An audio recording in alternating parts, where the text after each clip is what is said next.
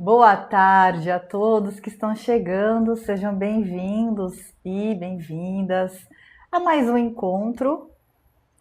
Hoje a gente vai continuar o estudo do Livro dos Espíritos de Allan Kardec. Para quem gosta desse assunto, toda sexta-feira a gente faz as lives espíritas, toda sexta espírita. A gente tem encontros que a gente vai variando aqui. Uma sexta-feira é o Livro dos Espíritos e na outra sexta é o Evangelho segundo o Espiritismo. E quem quiser acompanhar todas as aulas, elas estão disponíveis no meu canal no YouTube. Bom, chegamos a mais uma sexta-feira, a mais um encontro. Antes da gente iniciar o nosso estudo, a gente pode fechar os nossos olhos, colocar um sorriso no rosto. Podemos respirar profundamente e vamos agradecer. Agradecer por mais uma semana abençoada, onde conseguimos superar todos os desafios, fazendo o nosso melhor, dando o nosso melhor com as condições que nós temos, entendendo que estamos em um processo de evolução. Vamos agradecer então às pessoas, ao nosso trabalho, à nossa saúde, ao conhecimento que é disponibilizado aqui. Vamos agradecer pela oportunidade da vida, do aprendizado através da vida aqui na fisicalidade.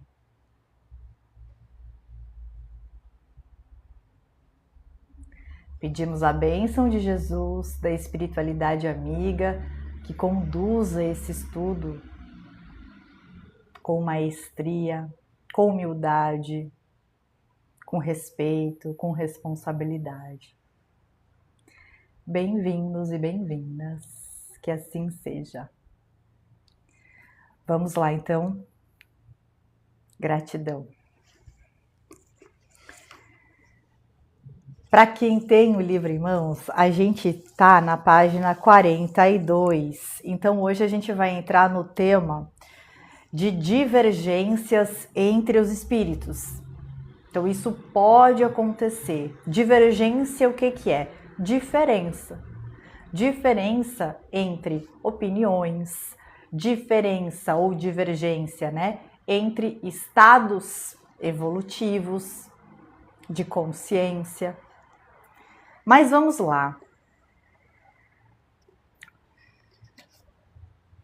Isso é comum, né, que aconteçam as divergências, mas vamos ver o que Allan Kardec vai dizer a respeito disso. As observações anteriores, ou seja, das aulas passadas, nos levam a fazer um comentário sobre uma dificuldade, a da divergência que se observa na linguagem dos espíritos. Então, divergência do tipo de linguagem que os espíritos utilizam para se comunicar. Pelo fato dos espíritos serem diferentes uns dos outros, tanto no aspecto do conhecimento, quanto no aspecto da moralidade, a mesma questão, ou seja, uma mesma pergunta que se faz a um espírito, pode ter interpretações contraditórias, que vai de acordo, claro, com o grau de evolução de cada espírito que está se comunicando conosco, né, com os médiuns, enfim. Aqui a gente através dos médiuns tem uma obra dessa comunicação que os médiuns fizeram com os espíritos. Oi, Dri, boa tarde, seja muito bem-vinda. Então, isso é algo que acontece aqui na matéria, certo? Então, por exemplo, Se você vai perguntar, isso é em qualquer assunto. Vamos supor, se você gosta de assistir vídeos de maquiagem, se você pergunta para uma influenciadora de maquiagem qual é o melhor blush, ela vai te falar uma marca, uma linha, ou vai citar 2 linhas, enfim. Agora, se você perguntar para outra influenciadora de maquiagem, talvez ela tenha uma outra opinião a respeito da melhor base, do melhor blush, enfim. É claro que aqui a gente está fazendo uma analogia, assim, mais simplista, né? Mas isso acontece também com os espíritos que se comunicam com a gente. Um dia, a gente também vai ser um espírito desencarnado. Agora a gente é uma alma encarnada, né? Um espírito que se revestiu aqui do perispírito e também do corpo físico. Mas em um dado momento, quando chegar a nossa hora, todos nós vamos passar a ser apenas espíritos, sem o corpo de carne. Né? O corpo de carne ele é transitório. Então, pelo fato dos espíritos serem diferentes uns dos outros, tanto no aspecto do conhecimento, como também da moralidade, a mesma questão que for perguntada aqui no Livro dos Espíritos pode ter interpretações diferentes, interpretações contraditórias, de acordo com o grau de evolução de cada um. Exatamente como aconteceria entre aqui os homens e mulheres, se essa mesma questão fosse proposta, ora para um cientista, ora para uma pessoa ignorante. Ou se a mesma pergunta fosse feita para um zombador de mau gosto, né? Uma pessoa leviana, irônica, talvez. Cada um vai responder de uma forma diferente, conforme os seus conhecimentos ou conforme a sua intenção.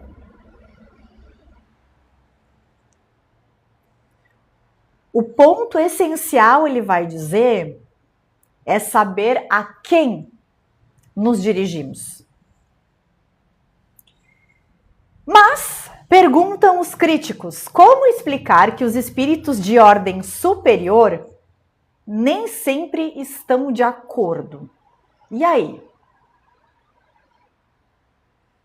Tá, mas são espíritos superiores? São consciências superiores? Como assim nem sempre elas estarão de acordo? Faz sentido o questionamento. Além da diferença de conhecimento e de moralidade que a gente acabou de mencionar, então espíritos com conhecimentos diferentes e com a moralidade também em grau diferente. Então, além dessa diferença entre conhecimentos e moralidade, existem outras causas que podem exercer uma influência muito grande sobre a natureza das respostas. E isso independe, ou seja, não depende da qualidade moral dos espíritos. E é por isso que nós dizemos que esses estudos requerem uma atenção demorada, uma observação profunda, uma continuidade. Então, esses estudos aqui que ele está falando sobre espiritualidade, isso requer atenção, observação, continuidade dos estudos, né? Então a gente não pode parar nas obras espíritas. A gente tem que continuar pesquisando. E perseverança também. Assim como Todos os objetivos que nós almejamos requerem essa atenção, essa perseverança, essa dedicação, né? Como de resto também requerem todas as ciências humanas. Então, assim como o estudo da espiritualidade requer tudo isso, assim como todas as outras ciências que nós conhecemos. Stick, seja muito bem-vindo! Tiago, boa tarde! Gustavo, seja bem-vindo! Gratidão pela sua presença.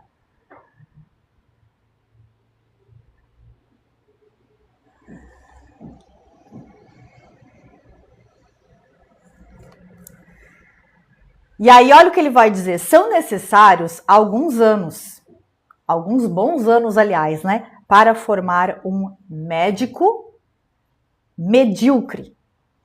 Agora, 3/4 partes da vida para formar-se um cientista. Então, para se formar como um médico, assim, um médico medíocre, são alguns anos. Agora, para esse médico, de fato, se tornar um grande cientista, aí, assim, né, um bom profissional, um excelente profissional, aí isso requer não somente aquele período da faculdade ou da residência e da especialidade, né? É uma profissão que requer estudos para sempre, porque a medicina vai avançando, a tecnologia vai avançando, a cultura, a saúde da população também vai modificando os costumes, os hábitos, certo?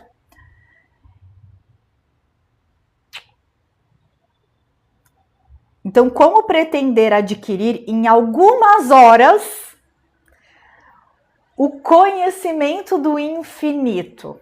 Então, olha quanta humildade aqui, né? Assim, olha a grossura do livro. A gente só tá no começo ainda.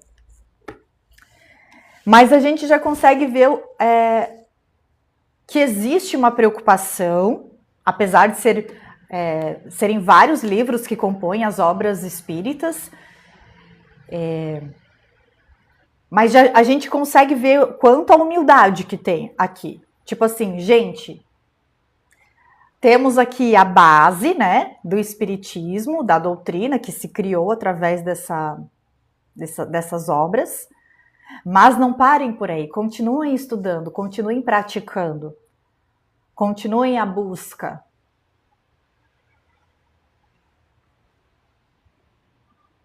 Portanto, que ninguém se iluda, porque o estudo do espiritismo é imenso.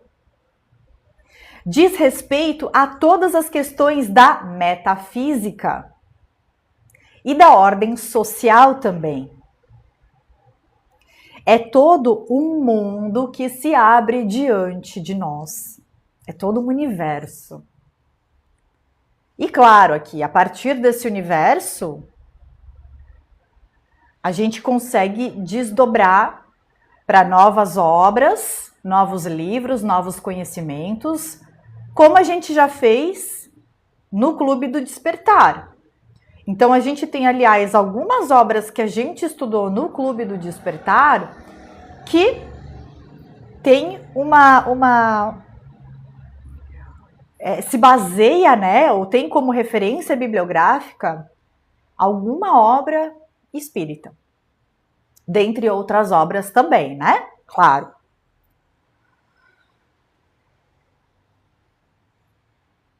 Sendo assim, deverá causar admiração o fato de o estudo da doutrina espírita demandar tempo, muito tempo. Será que... Então ele faz essa pergunta, né? Será que o fato do estudo da doutrina espírita demandar assim muito, muito tempo, será que isso realmente causa um espanto? Esse fato? Claro que não. Ou ao menos não deveria. Porque é o estudo de uma vida inteira. Aliás, a gente até pode dizer que é o estudo de várias encarnações.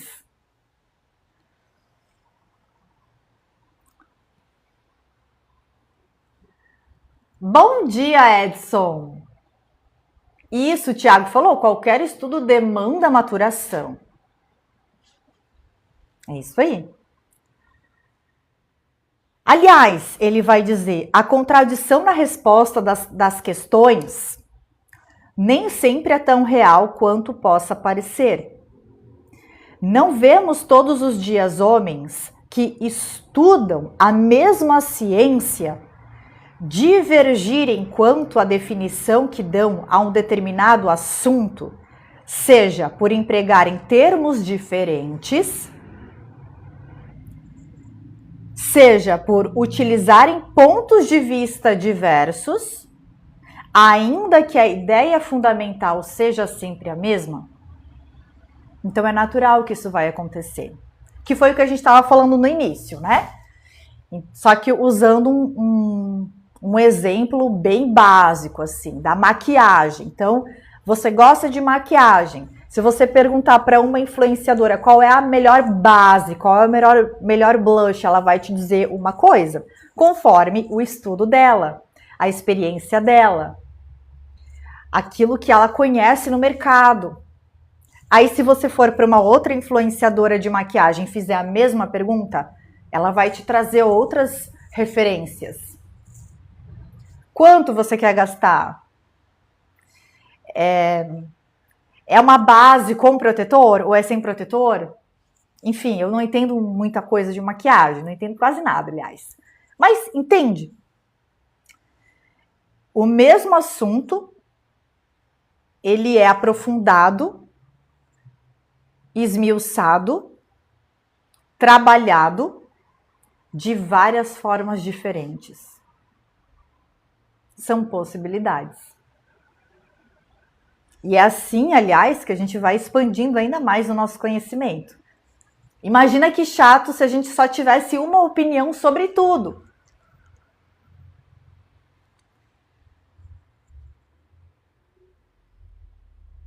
Quem puder, que conte quantas definições a gramática já recebeu. Então, ele está dando agora exemplos, né? Mencionou a gramática aqui. Acrescentamos que muitas vezes a forma da resposta depende da forma também como se faz a pergunta. Fazer boas perguntas é muito importante. Quanto melhor é a minha pergunta, melhor vai ser a minha resposta. Obrigada, Tiago! Obrigada pelo follow! Seja muito bem-vindo aqui no perfil. Aliás, a filosofia, que é um dos pilares da doutrina espírita, incentiva a elaboração de boas perguntas.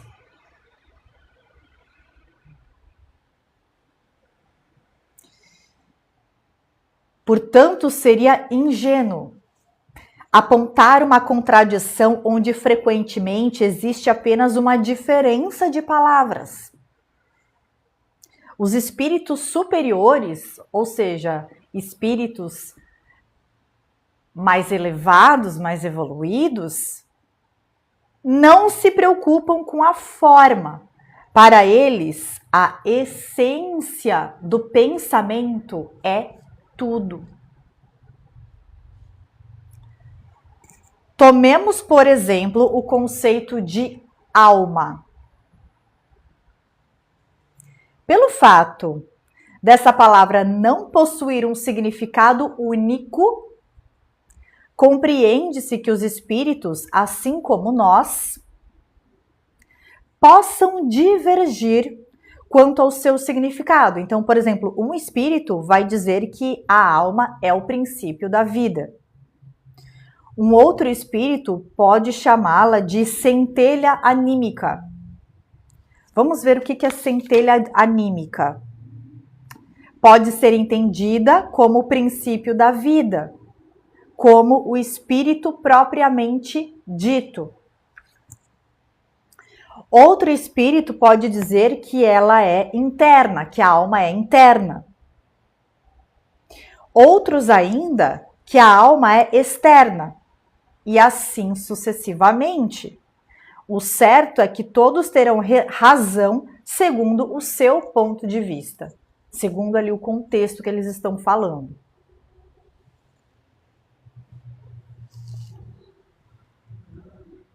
Poderíamos dizer até mesmo, aliás, poderíamos até mesmo acreditar que alguns deles, em virtude do significado que atribuem à palavra alma, sigam doutrinas materialistas e, todavia, não ser bem assim.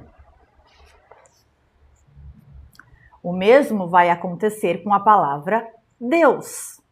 Aliás, é a primeira pergunta do Livro dos Espíritos, tá? Lembrando que a gente ainda não entrou nas perguntas. São mais de 1000 perguntas que eles fazem para a espiritualidade. E a gente ainda está na introdução, justamente para a gente ter essas informações que são importantes a respeito do contexto, né? De como que qual é o critério, né, utilizado por Allan Kardec e sua equipe para ter as respostas, como assim os espíritos têm diferentes opiniões, que é o assunto que a gente está abordando agora. Então, existe ali essa parte de contextualização antes das perguntas começarem a ser feitas. No entanto, como ele mencionou ali a palavra Deus, essa é a primeira pergunta que eles fazem para os espíritos superiores. O que é Deus? Que a gente vai ver futuramente. Pois bem, voltando ao texto. Então, o mesmo ocorre com a palavra Deus. O significado será o princípio de todas as coisas. Ou o Criador do universo. Ou a inteligência suprema, ou o infinito, ou o grande espírito, etc. Né? Que mais? Tem um livro que se chama Servir, um livro, assim, é muito bom. São mensagens curtinhas, assim, que foram psicografadas pelo pai Damião. Damião? Acho que é Damião. E Tiago Avelino ao médium. E ele, quando ele se refere a Deus, no livro Servir, ele fala Pai, Mãe, Divina Consciência. Pai, Mãe, Divina Consciência. Outra forma da gente se remeter a Deus, né, é a fonte. A mente, o universo.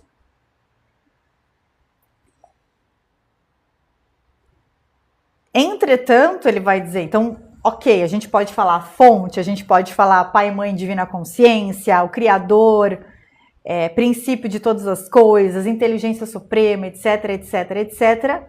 Entretanto, definitivamente será sempre Deus. Por fim, se temos a classificação dos espíritos. Eles formam uma escala contínua, que vai desde a sua criação, ou seja, simples e ignorantes, até o mais alto grau de perfeição, que nos é permitido perceber. Isso é importante. Então, aqui na nossa percepção, no nosso entendimento, que é muito limitado, a gente consegue, por exemplo, Jesus, para a nossa percepção, seria o ser mais evoluído que a gente teria conhecimento. Então, a classificação desses espíritos não é rígida. Um espírito poderá agrupá-los em 3 classes, tipo espíritos inferiores, espíritos bons e espíritos superiores, né? Outro espírito pode classificar em 5 categorias, 10, 20, à vontade, sem que nenhum deles esteja certo.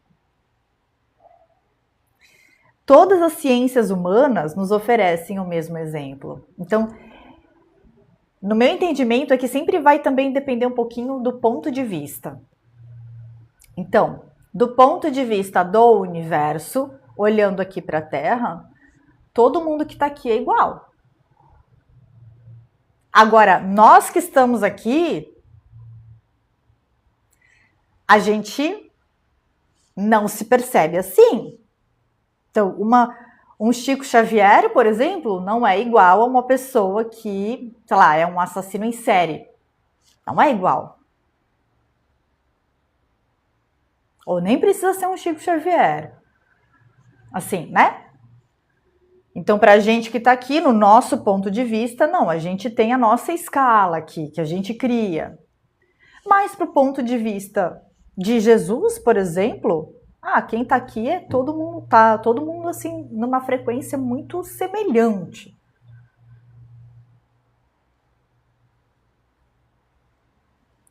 Dailane, seja bem-vinda. Dailane perguntou qual é a minha religião. Eu não tenho religião. Eu gosto muito da doutrina espírita, mas eu não me considero espírita. Eu prefiro dizer que eu sou espiritualista livre.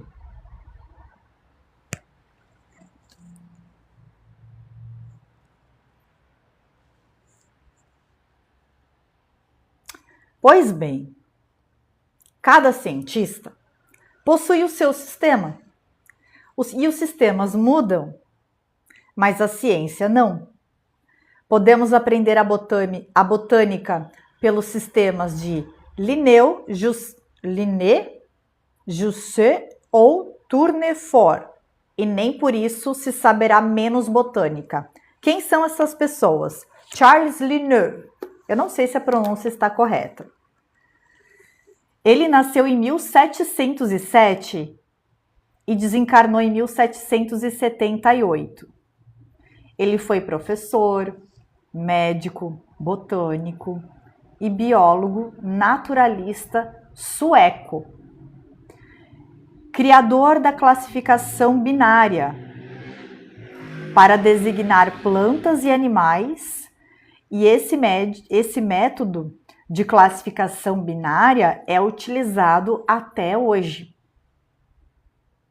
Agora, o Antoine Laurent de Jussieu nasceu em 1748 e desencarnou em 1836, um pouquinho antes deste livro sair. Esse livro aqui foi publicado em 1857.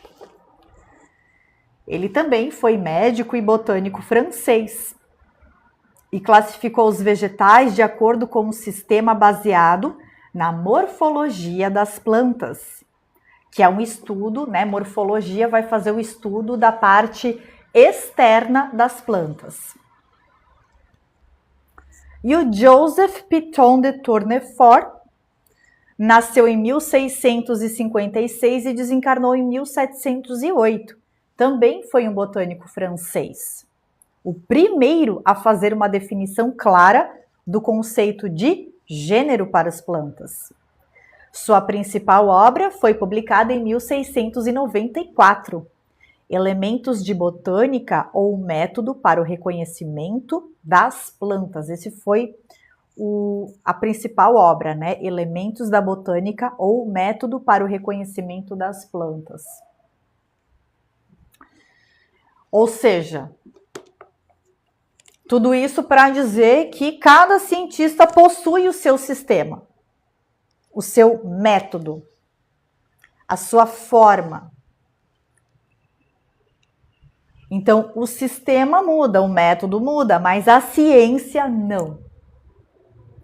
Isso não muda. Gratidão, Sticks! Gratidão! Chegamos a 10.000 likes. Gratidão!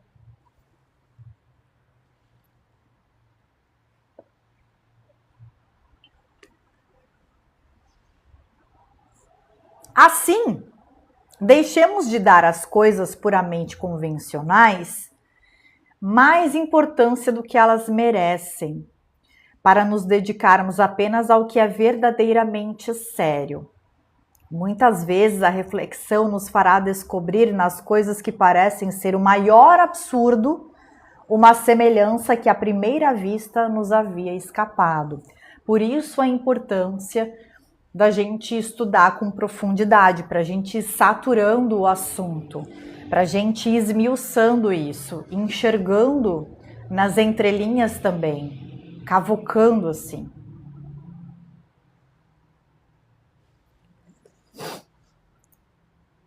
Tudo bem até aqui?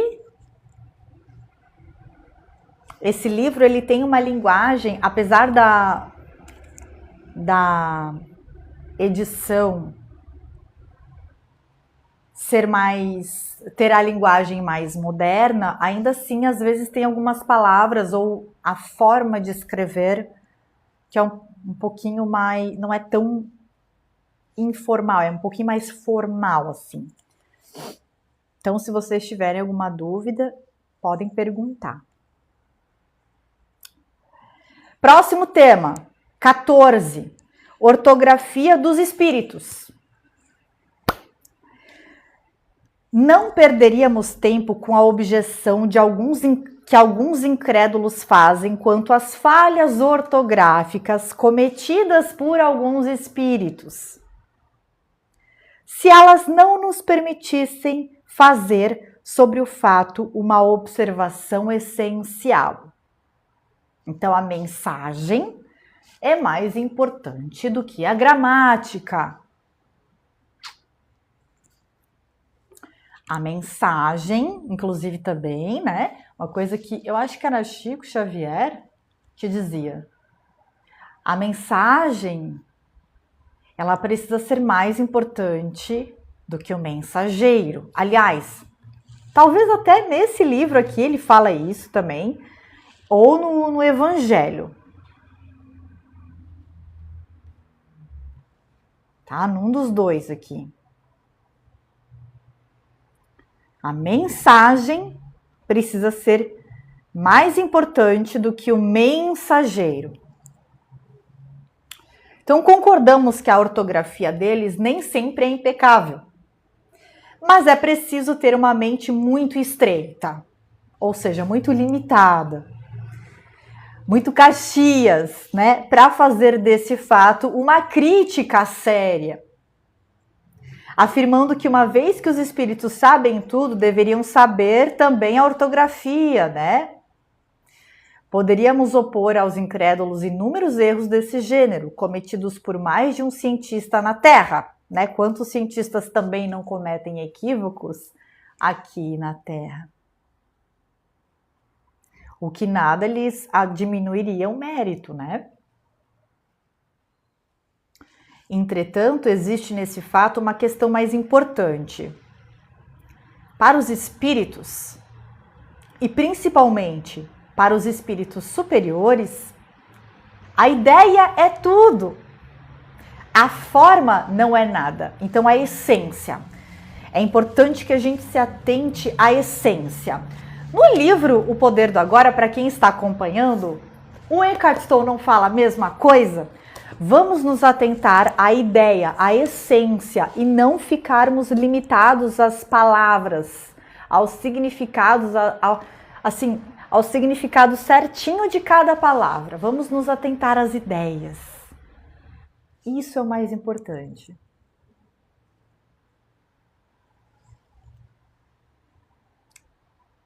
Eu até vou sublinhar essa frase. Para os espíritos superiores, a ideia é tudo, a forma não é nada.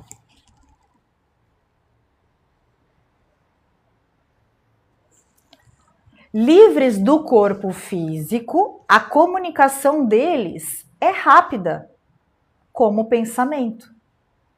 Porque é o próprio pensamento que se comunica, sem intermediários. É a própria mente, ó. Que nem a gente estudou no livro dos arcturianos. A comunicação que os arcturianos, que são essas consciências, esses espíritos, então arcturianos são espíritos. Só que como eles habitam outro planeta, em outra dimensão, eles têm a forma humanoide, assim como a gente, no entanto, a parte externa, né, ela é de acordo com o planeta, com as condições do planeta, assim como esse corpo que a gente tem, ele é adequado às condicionantes do nosso planeta também. Aragon e Aska, bem-vindos! Gratidão! Gratidão pela presença de vocês.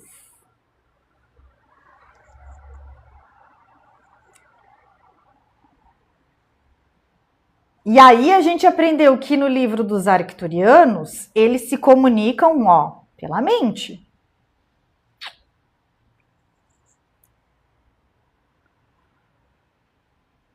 Assim como Allan Kardec vai dizer no livro aqui. Então vamos ler de novo. Livres do corpo físico, a comunicação deles é rápida como o pensamento, porque é o próprio pensamento que se comunica, sem intermédios. Assim, eles se sentem pouco à vontade quando, para se comunicar conosco, precisam utilizar a linguagem humana, que é imperfeita e muitas vezes insuficiente para que possam comunicar as suas ideias. Tanto que depois no livro, quando a gente começar a ver as perguntas, a gente vai ver algumas respostas do tipo assim, não existe uma palavra aí no vocabulário de vocês para explicar este conceito, explicar essa ideia. Então, eles tentam utilizar palavras que nós conhecemos para explicar o conceito que eles querem trazer para a gente.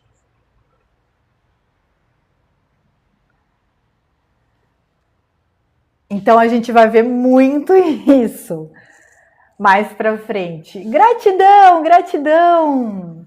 Muito obrigada pelo apoio. Obrigada.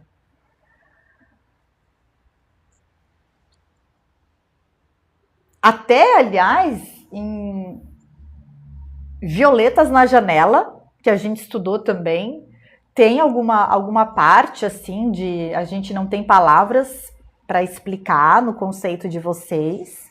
Aí eles tentam utilizar a linguagem que é imperfeita e que é insuficiente para tentar explicar algum conceito.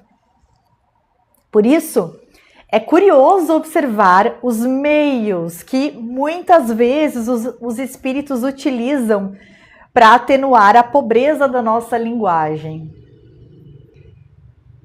Ocorreria o mesmo conosco se tivéssemos que nos exprimir em uma linguagem mais pobre do que a nossa. Então imagina se fosse a gente tentando se comunicar com pessoas que não tem uma linguagem tão robusta, né? Assim, para o nosso, né? Se a gente olha para baixo, a nossa linguagem é robusta. Agora, se alguém de cima olha para a gente, a nossa linguagem é pobre. Então, é a dificuldade que sente o homem de inteligência superior que se impacienta com a lentidão da sua caneta, sempre atrasado em relação ao seu pensamento. Tem isso também, né? Então, às vezes, os nossos pensamentos são tão rápidos e a gente nem consegue escrever, porque tá tudo assim na mente, né? A caneta aqui não consegue acompanhar o pensamento. Sendo assim, fica fácil compreender porque os espíritos dão pouca importância à pobreza das regras ortográficas. Principalmente quando se trata de um ensinamento importante e sério. Já não é maravilhoso o fato deles se manifestarem em diferentes idiomas e os compreenderem todos? Isso por si só já não é maravilhoso? Já não é esplêndido? Em algum momento aqui a gente já estudou nas aulas anteriores que as informações que foram chegando dos espíritos que começou ali com os fenômenos das mesas girantes, não começou, começou aliás nos Estados Unidos e depois de alguns meses foi perpetuando por todos os lugares do mundo, do nosso planeta. Então as informações iam chegando ao mesmo tempo. Em vários lugares do mundo, com ideias muito semelhantes, né? A ideia era a mesma, só que, claro, as palavras mudavam. Entretanto, não devemos concluir daí que eles desconheçam a correção convencional da linguagem. Eles a observam quando necessário. É assim, por exemplo, que a poesia ditada por eles muitas vezes desafia a crítica do mais meticuloso purista. E isso apesar da ignorância do médium.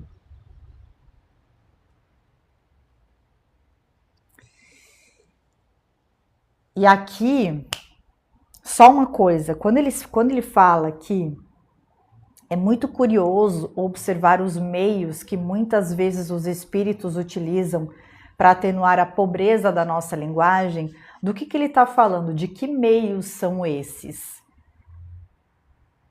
Então, entre os meios que os espíritos utilizam para atenuar a pobreza da nossa linguagem, podemos citar, com a participação do médium, a psicografia mecânica, ou seja, que é quando o espírito, utilizando a mão do médium, escreve diretamente, sem que o médium tenha consciência do que está escrevendo. Então o médium, ele não sabe o que ele está escrevendo, ele só está ali. Chico Xavier era assim, né? Chico Xavier ficava assim e a mão escrevia sozinha. Essa faculdade, ou seja, habilidade, ela é preciosa por não permitir dúvida alguma sobre a independência do pensamento daquele que se manifesta. Já a psicografia mecânica é quando o espírito fala através do médium, que fica como um instrumento passivo, ou seja, que não tem consciência do que está falando. Então, também, o médium, ele entra num estado de... ele não fica consciente, e aí o espírito incorpora, né? A gente sabe que não habita dentro do médium, né? Ele acopla, mas a gente chama de incorporar. E aí ele vai falando através do médium. E os meios de comunicação sem a participação do médium seria a pneumatografia ou escrita direta, que é a escrita produzida diretamente pelo espírito, sem intermediário algum. Como acontecia bem no início, né? Com a cesta, com o lápis. E a pneumatofonia, tendo em vista que os espíritos podem produzir ruídos e pancadas. Eles podem igualmente fazer com que se ouçam gritos de toda a espécie e sons vocais que imitam a voz humana. Essas vozes podem ser percebidas de duas maneiras distintas. Ou é uma voz interior que repercute em nosso foro íntimo, ou é uma voz exterior, como se viesse de uma pessoa que está do nosso lado. Então, a gente tem formas em que os espíritos se comunicam através de médiuns, até a gente tem outras formas de comunicação, mas aí seria através do desenho, né? Como é que é? Pictografia, que é quando o médium ele vai desenhar, ele vai fazer uma arte, uma obra ali.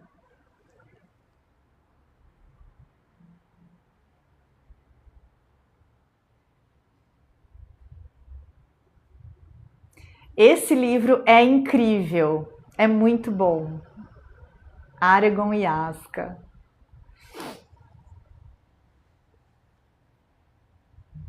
A pictografia, assim. Ah, inclusive o Gasparetto, Antônio Luiz Antônio Gasparetto, ele tinha essa mediunidade e ele até fazia com as duas mãos, assim. Ele desenhava com as duas mãos. Tem entrevista com ele no programa do Jô Soares.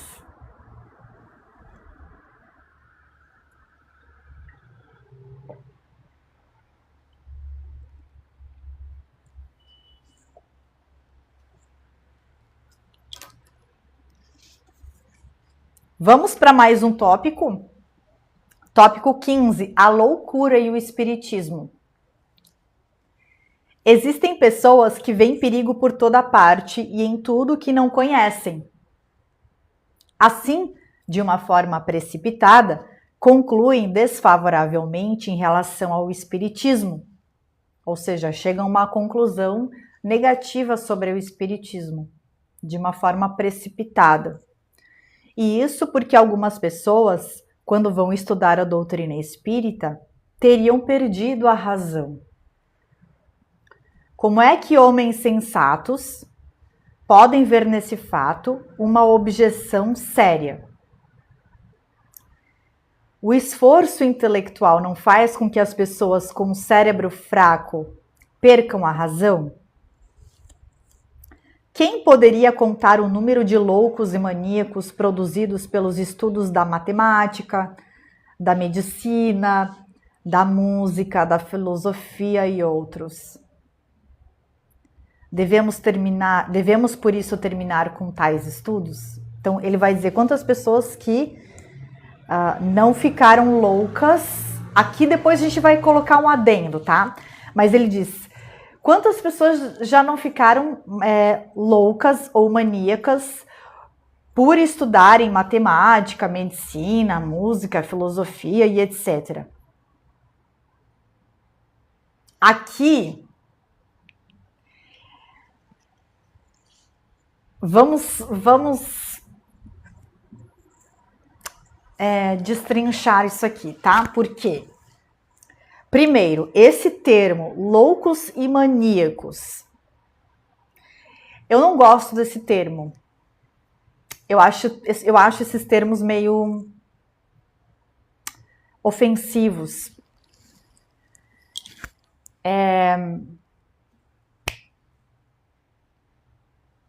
Em 1988,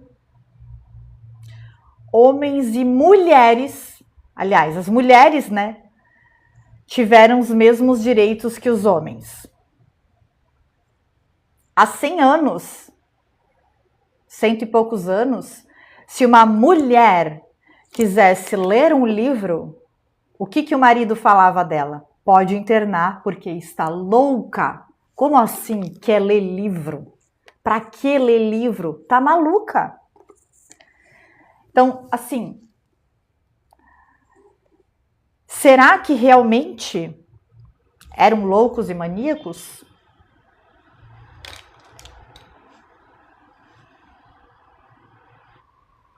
Será?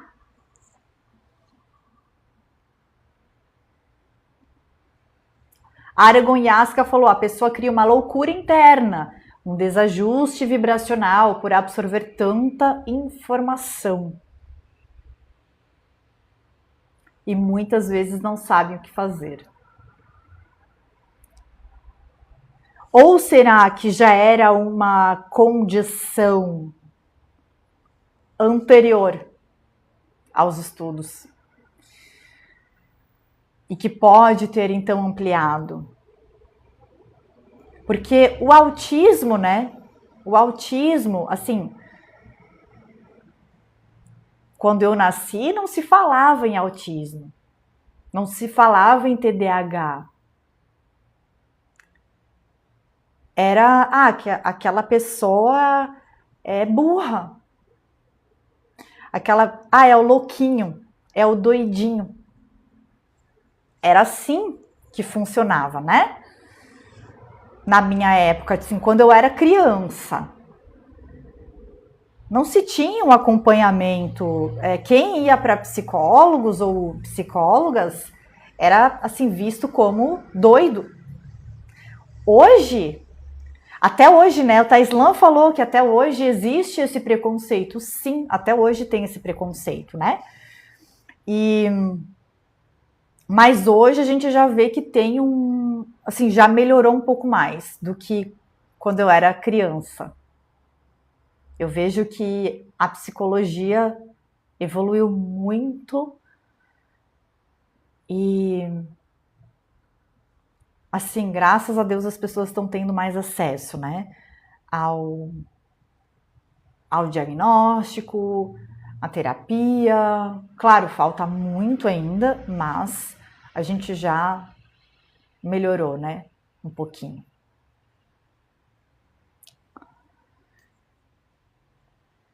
Agora, então, já que fizemos esse adendo, vamos continuar. Nos trabalhos corporais, os braços e as pernas, que são os instrumentos da ação material, se ferem. E nos trabalhos da inteligência, danifica-se o cérebro, que é um instrumento pelo qual o pensamento se expressa.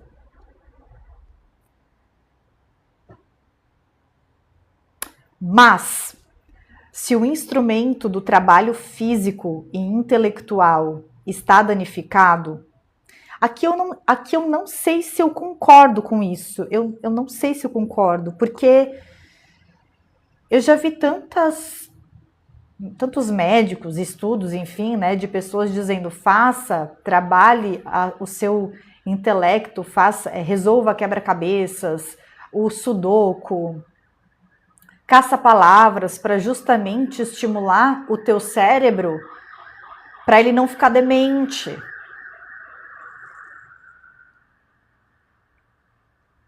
Sabe?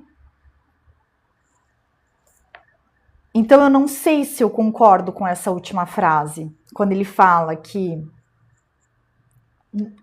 a parte física eu consigo concordar. Eu consigo concordar. Então, bursites, né? Bursites ou LER, que se diz, ou hérnia de disco, né? Gratidão, Aregon e Asca, gratidão imensa, bom trabalho para vocês, um excelente final de semana, obrigada. Então a parte do físico, do corpo físico eu até consigo compreender, mas a parte da inteligência eu não sei se eu consigo concordar. Vamos ver se ele fala alguma outra coisa aqui.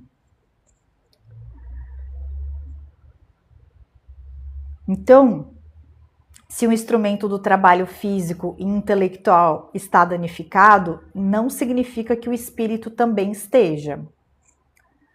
Ao contrário, ele continua intacto e quando se libertar do corpo físico, vai estar de posse e na plenitude de suas faculdades, ou seja, de todo o seu conhecimento. O espírito é como um homem, o espírito é como o homem, um escravo do trabalho. Todas as grandes preocupações do espírito podem ocasionar a loucura. As ciências, as artes e até a própria religião. A principal causa dessa loucura é uma predisposição orgânica do cérebro. Aí começa a fazer mais sentido. Que o torna mais ou menos acessível a certas impressões que agem sobre o organismo. Aí, ok, que era o que a gente estava falando antes, né? Então, será que não existia já uma predisposição? antes do estudo, por exemplo, aí já concordo. Daí, nesse caso, eu concordo.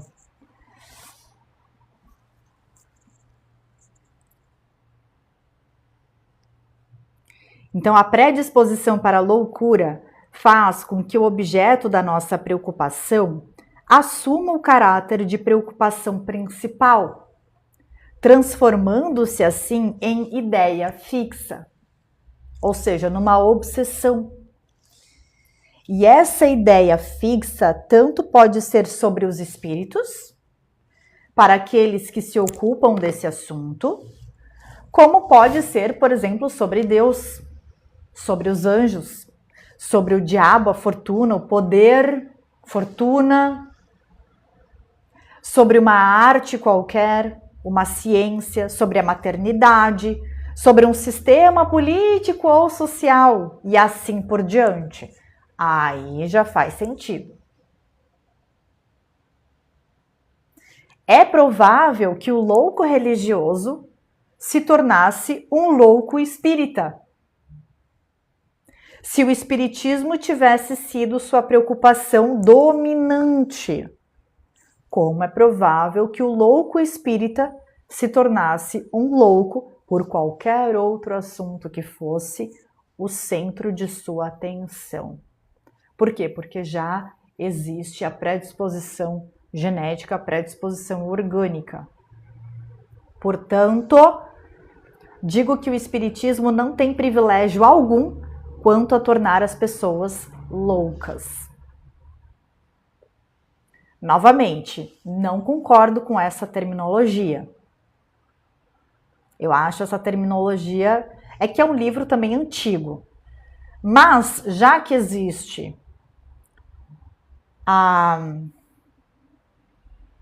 você reescrever, né? Já que ele foi reescrito utilizando uma linguagem mais atual, eu acho que poderia ser mudado isso também. Porque para mim essa linguagem é muito ofensiva. Mas ok. Vou mais longe. Se bem compreendido, o espiritismo é uma defesa contra a loucura. Entre as causas mais comuns do desequilíbrio mental estão as decepções, as mágoas, as afeições contrariadas, que são também as causas mais frequentes do suicídio.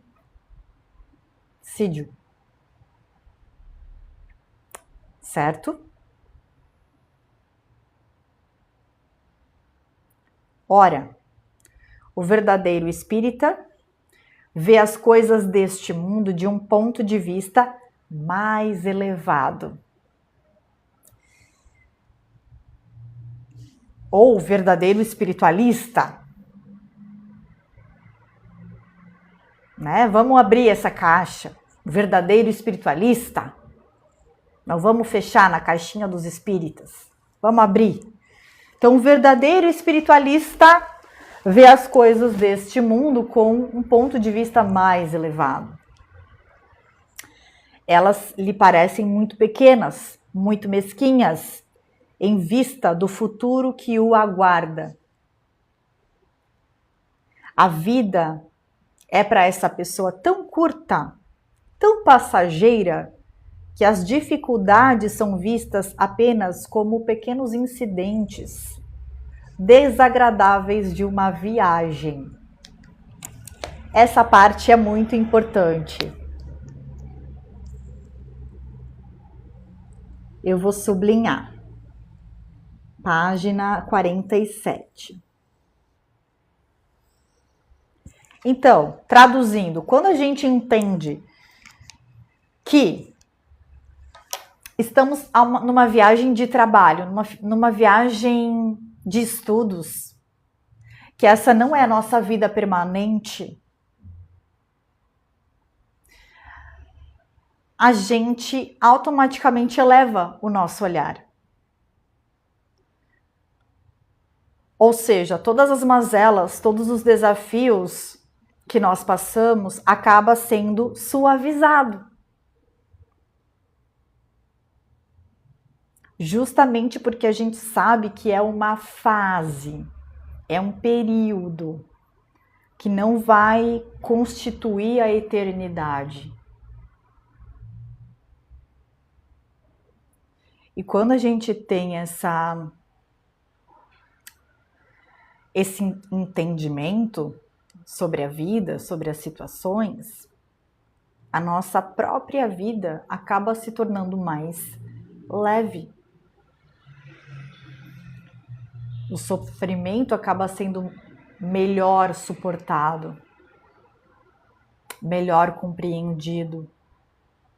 A gente consegue extrair, né, lições. A gente tem esse entendimento, essa compreensão de que justamente cada desafio está aí para nos ensinar alguma coisa sobre nós mesmos.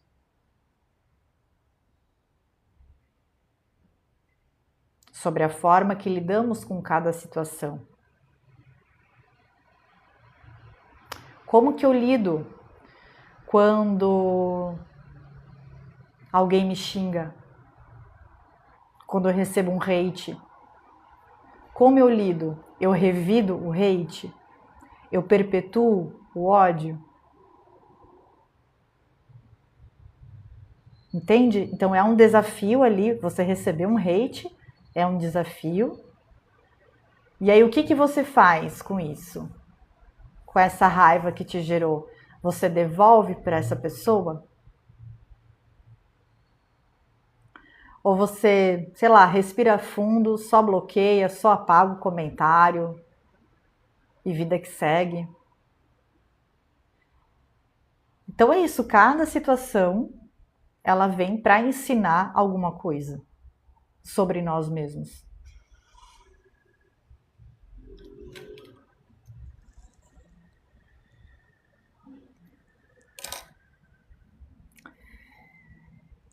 O espírita, isso, PA falou, né?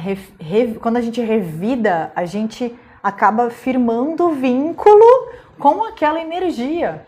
A gente acaba ampliando, a gente se junta. Quer dizer, se antes a gente tinha ali um ponto, né? Uma energia aqui, um campo vibracional de raiva que vinha da pessoa, se eu revido, eu me junto. E aí a gente tem, o campo que se expandiu. Aumentou o campo vibracional da raiva. Então agora não é mais uma pessoa com raiva, são duas pessoas com raiva. Aí, se meu marido chega em casa e eu tô com raiva, e ele chegou atrasado por quê? Já transferi isso para o outro, que não tinha nada a ver. E que se eu simplesmente tivesse ignorado aquele hate inicial, eu estaria tranquila, não ia me incomodar com o fato do marido chegar atrasado. Entende? É assim que a gente vai contribuindo de alguma forma para o campo eletromagnético da nossa Terra. Positivo ou negativo. O orar e vigiar é isso. Não é o vigiar lá fora, é o vigiar aqui dentro. É aqui dentro que eu tenho que vigiar. De que forma eu me relaciono com as pessoas, de que forma eu me relaciono com as situações, de que forma que eu me relaciono comigo mesmo, comigo mesma. E aí que está o vigiar. Ficar atento ao mundo interior. Exato! Nossa, você foi muito cirúrgico aqui. E muitas vezes a pessoa chega atrasada, por exemplo, justamente porque recebeu um livramento. Perfeito. Perfeito.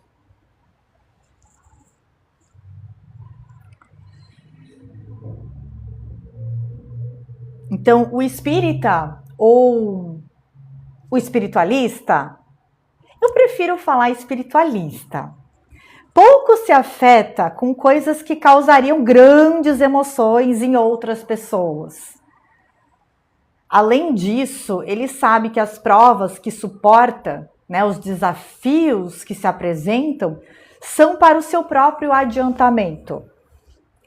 Se as suportar sem reclamar, sabe também que será recompensado de acordo com a coragem com as que tiver suportado.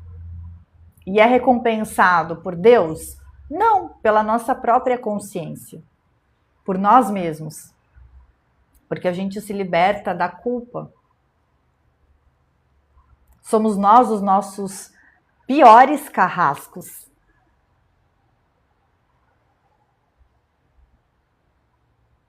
Somos nós os nossos piores.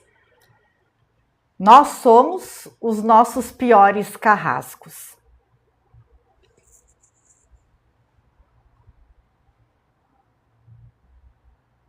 Então, de que forma eu posso ser menos carrasca comigo mesma? Que a gente estudou ontem no livro O Poder do Agora. Se eu tenho compaixão comigo mesma, se eu tenho amor por mim, respeito por mim, naturalmente eu terei mais compaixão, paciência e amor para com o outro. Agora, se aquela pessoa que é muito julgadora com o outro, né, que julga muito as outras pessoas, que critica muito as outras pessoas, é uma pessoa que é muito autocrítica consigo mesma. Se coloca muita pressão. Se cobra muito.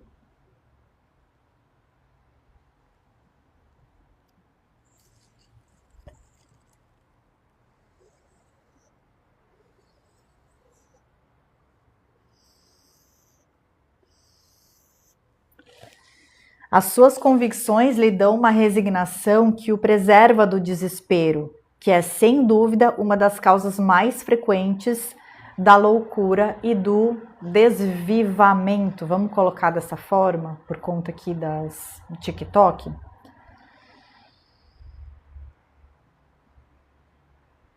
Então, o desespero. Não entrar em desespero. O espírita ou espiritualista, pelas informações que recebe dos espíritos através das comunicações, sabe qual a sorte daqueles que abreviam voluntariamente a sua vida.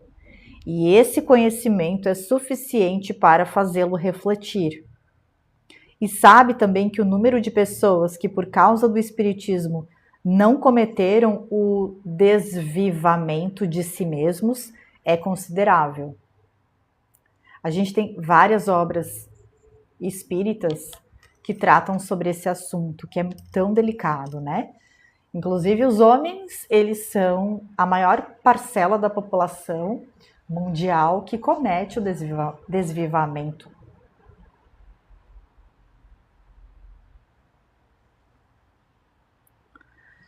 Teve um livro que se chama Memórias de um Sui, né? Eu tentei ler esse livro 2 vezes e eu não consegui, de tão denso que é. Queria entender melhor, né? Só que é bem difícil, eu não consegui. Esse eu tive que abandonar.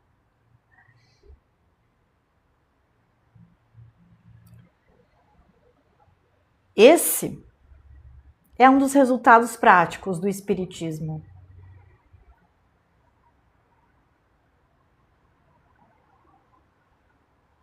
Para quem quer conhecer um pouquinho mais sobre a doutrina espírita, pode assistir os filmes Nosso Lar 1 e 2. Nosso Lar 1 e 2. Os incrédulos podem rir à vontade, eu apenas desejo a eles as consolações que a doutrina proporciona a todos aqueles que têm se dado ao trabalho de estudá-la e de pesquisar seus conceitos com profundidade. Entre as causas da loucura, podemos incluir o pavor, sendo que o medo do diabo já desequilibrou mais de um cérebro. Quantas vítimas a figura do diabo ali tem feito ao abalar pessoas com uma imaginação fraca? Sem contar os que se esforçam para tornar este quadro cada vez mais pavoroso, acrescentando a eles detalhes terríveis. Dizem que o diabo só amedronta as criancinhas e que serve de freio para torná-las ajuizadas. Assim como o bicho-papão e o lobisomem, né? É a cultura do medo. Até nas cantigas de ninar a gente pode observar, né? Nana, neném, que o bicho vai pegar.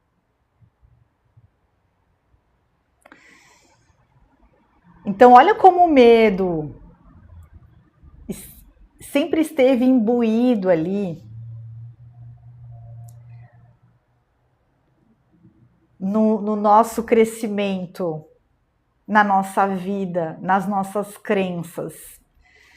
E ele foi inserido tão nas entrelinhas, assim, que músicas de ninar que colocam medo nas crianças. Olha só.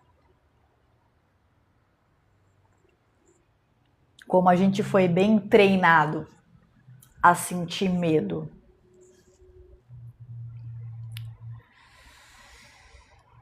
Entretanto, quando deixam de temê-los, estão piores do que antes. Para conseguir o belo resultado de manter as criancinhas ajuizadas, não se leva em conta as inúmeras epilepsias causadas pelo abalo que este medo provoca em cérebros delicados. Então, ele está dizendo assim, olha como isso é prejudicial. Você imputar o medo, porque são inputs, né? O cérebro humano é como se fosse um computador, né? A mente é como se fosse um computador. E desde que nós nascemos, vários inputs, programas são instalados ali. Crenças que são instaladas. E depois, para a gente, como é que eu posso dizer, fazer um... Como é que diz assim o termo de computador, assim? Não é reprogramar, não é limpeza também. Alguém me ajuda com o termo correto? Eu preciso fazer um reboot. Eu preciso fazer uma limpeza nisso aqui, nesse computador. Tirar os arquivos duplicados, os arquivos que eu não uso mais, que não fazem mais sentido. PA, se eu não me engano, foi no Conselho de Nicéia que o Papa Constantino criou a imagem de diabo. Boa, formatação. E essa era a palavra. Obrigada, muito obrigada. Formatação. Quer dizer, então a nossa mente é um computador e aí, desde que a gente nasceu, assim, foram colocados essas crenças, esses inputs, né? Isso foi deixando essa mente pesada, essa mente lenta, tóxica, cheia de vírus. E aí, tanto que já com as cantigas de ninar o medo começa ali, né? E aí chega o momento que isso vai acontecer com todos, que a gente vai chegar e vai falar, olha, deu, chega, a minha mente, o meu computador está lotado de coisas, de toxicidade, de vírus, aqui eu preciso formatar. Será que essa pastinha dessa crença aqui faz sentido eu manter no meu computador? Ou eu posso abandonar ela, jogar ela na lixeira ali, tipo, não preciso mais disso, não está servindo a minha felicidade.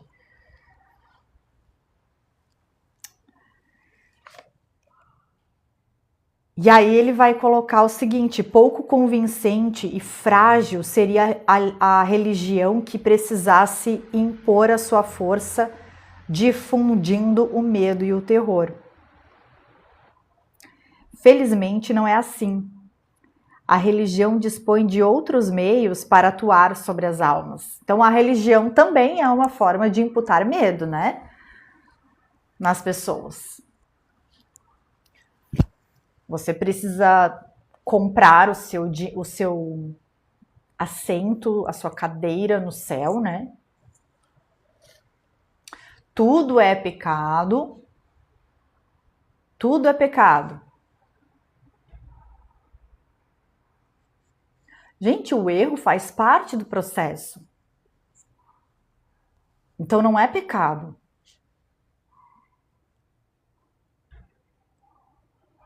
Aí, se a gente acredita que é pecado, a gente vive num estado frequencial de culpa.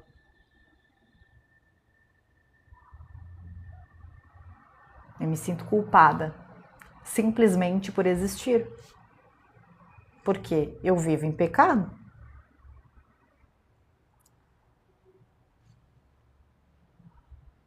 Quer dizer, não há margem para questionamentos na religião. É isso e pronto. Não pode discordar, não pode perguntar. Não pode fazer o filtro que a gente tanto fala aqui, né? Não, eu tenho que aceitar tudo que estão me falando.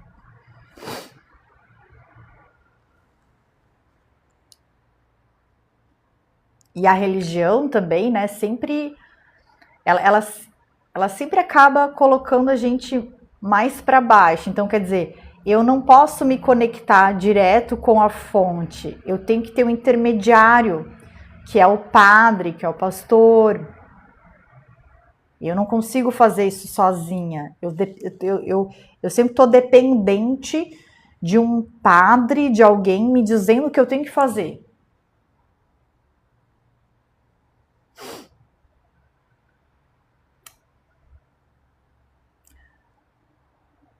Deus nunca disse que é pecado. Religião não é Deus. Essa é uma das falácias da igreja, né?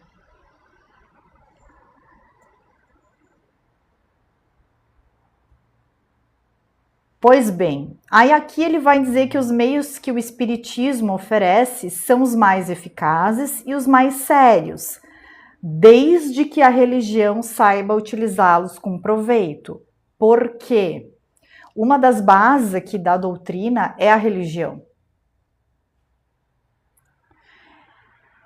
Outra base é a ciência e a outra base é a filosofia. Então, ao mostrar a realidade das coisas, a doutrina espírita neutraliza os efeitos desastrosos que um temor exagerado pode causar. Isso, o Piaget disse que Deus, o Criador, é inquestionável, mas o homem é duvidoso.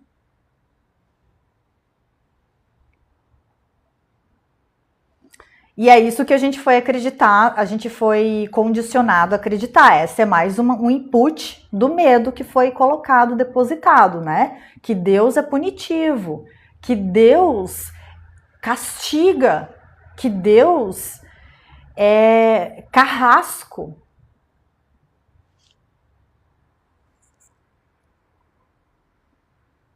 Olha a incoerência.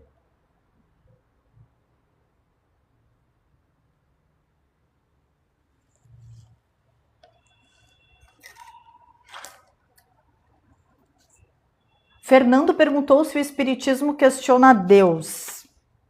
Eu não sei se foi uma pergunta ou foi uma afirmação, mas se for uma pergunta, não, o Espiritismo não questiona Deus. Quer dizer, ele pergunta, né, o que é Deus? E aí os espíritos respondem. Também, ó, legal, gostei da tua resposta, PA. O PA disse que o Espiritismo é uma expressão de Deus. Tudo é uma expressão de Deus.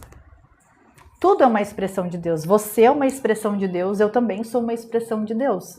Porque todos nós viemos da mesma fonte. Então, Deus é. O que é Deus? Segundo o Espiritismo. Deus é a inteligência suprema, a causa primeira de todas as coisas. É a fonte. E a fonte, se todos nós viemos da fonte, todos nós possuímos dentro da gente essa centelha divina. Nós, humanos, e todas as criaturas também. Se Deus é onipresente, Ele está em tudo.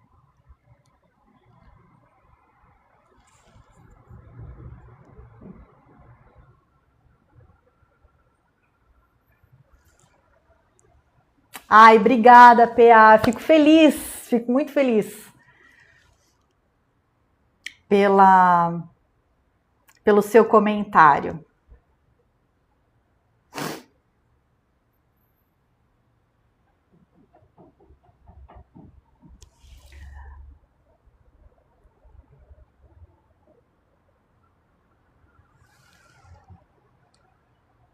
Obrigada.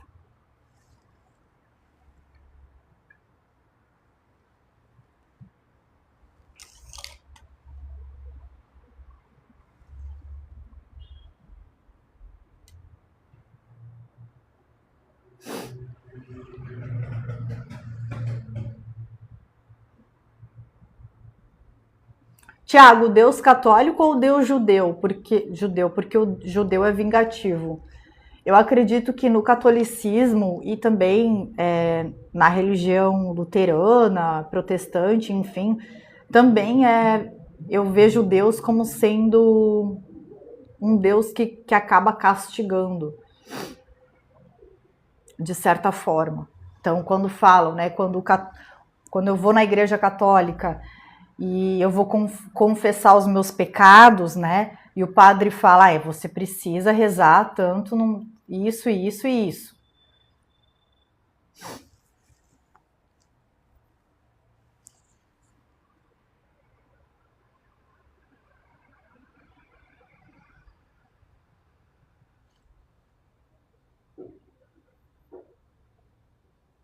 O Thiago falou, o Deus católico, ele é bonzinho, é só pagar 10 Ave Maria que tá perdoado. E o PA disse que o Lúcifer tem a sua expressão no limbo, nas obsessões inclinadas, nas dores, nas aflições. É isso aí mesmo. É isso aí mesmo. Seriam as nossas sombras, né?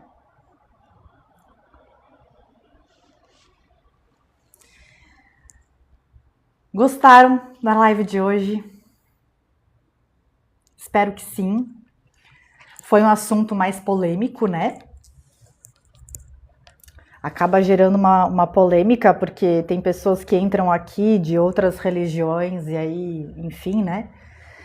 Mas seguimos firmes e fortes. Quem quiser assistir as outras aulas do Livro dos Espíritos, tem lá no YouTube, tá?